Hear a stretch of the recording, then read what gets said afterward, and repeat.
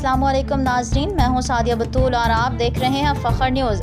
खबर पेश कर रही हैं Mahnaz Farhat. International news Australian. वज़ीर आज़म के चाकू हमले के ज़ख्मी पाकिस्तानी गार्ड को मुस्तकिल वीज़े की पेशकश। ऑस्ट्रेलियन वज़ीर आज़म एंथोनी अल्बानीज़ ने चाकू हमले के ज़ख्मी पाकिस्तानी सिक्योरिटी गार्ड को मुस्तकिल वीज़े की पेशकश कर दी।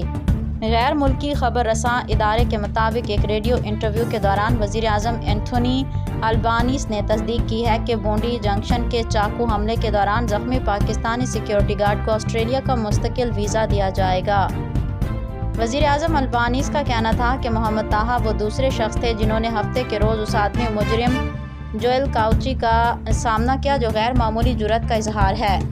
एंथोनी अल्बानीज़ का मज़ीद कहना था कि इन दोनों अफराद ने इन ऑस्ट्रेलवी बाशिंदों की हिफाजत के लिए ख़ुद को ख़तरे में डाला जिन्हें वो खुद नहीं जानते थे। ये इस किस्म की हिम्मत है जिसका हम शुक्रिया अदा करना चाहते हैं। याद रहे कि चंद रोज़ कबल ऑस्ट्रेलिया के इलाके बोंडी जंक्शन में एक शख्स ने चाकू हमले में पाकिस्तानी सिक्योरिटी गार्ड फराज ताहिर समेत 6 अफराद को कत्ल कर दिया था, जबकि हमले में सिक्योरिटी गार्ड मोहम्मद ताहा ज़ख्मी हो गए थे। मज़ीद अपडेट के लिए देखते रहिए फ़ख्र न्यूज़ HD।